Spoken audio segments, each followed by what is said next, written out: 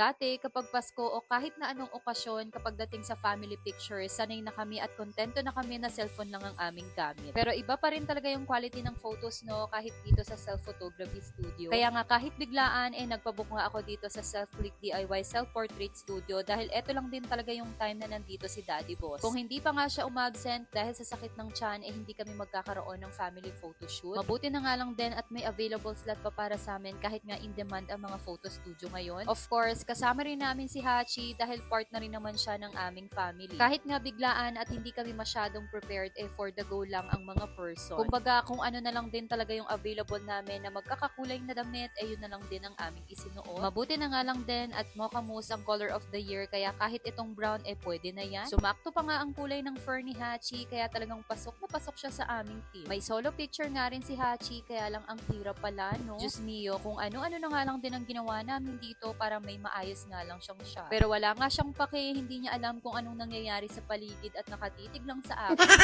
Nagpalit na nga kami ng outfit at red naman nga itong aming isinuot. Sakto nga rin kasi dahil ito yung kulay ng ikasyam na simbang gabi, kaya after nito dediretso na rin kami ng misa. Pati nga ang aming backdrop ay naka-Christmas theme na rin para mas maganda nga ang dating. Sobrang sulit nga ang package na kinuha namin dito dahil may kasama pa nga itong free calendar. After ng photoshoot, habang inaantay nga yung mga i-edit na pictures, pumunta muna nga kami dito sa simbahan para sa ikasyam na simbang gabi. Sobrang dami nga nang sisimba hanggang sa labas nga napakaraming tao. Then fast forward, inaya ko nga sila Daddy Boss na kumain nga kami dito sa may lugawan. Nasubukan kasi namin ito at si Ate Ana nga ang nagsabi na masarap nga daw ang lugaw dito. Dahil tried and tested ko naman na, kaya inaya ko naman si Daddy Boss para siya naman ang makatikim. Eto nga yung in-order niya, meron ding rice meal para sa mga bata. Goto, tokwat baboy naman ang in-order ni Daddy Boss para sa amin at ganito nga karami ang kanyang laman. Mabilis yung service, mainit pa yung pagkain, tapos ang affordable lang. Kaya hindi na rin ako magtataka kung bakit marami ngayon ang kumakain dito. Sobrang sulit naman kasi talaga, masarap na, mabubusog ka pa. Sana lang din ay ma-maintain nila yung consistency ng lasa, pati na rin sa kanilang serbisyo. Anyway, kung hindi nyo pa nasusubukan dito sa Jason and Grace Paris House, abay, isubukan nyo na rin. Hindi naman ito sponsored, sharing is caring lang dahil open naman sila dito 24 hours. Naabutan pa nga kami dito ng kapatid ko dahil madalas nga rin daw silang kumain dito. At para mabigyan naman ng space ang iba pang nag-aantay na kumain, numarga na nga rin kami dahil may batuta rin kami ditong atat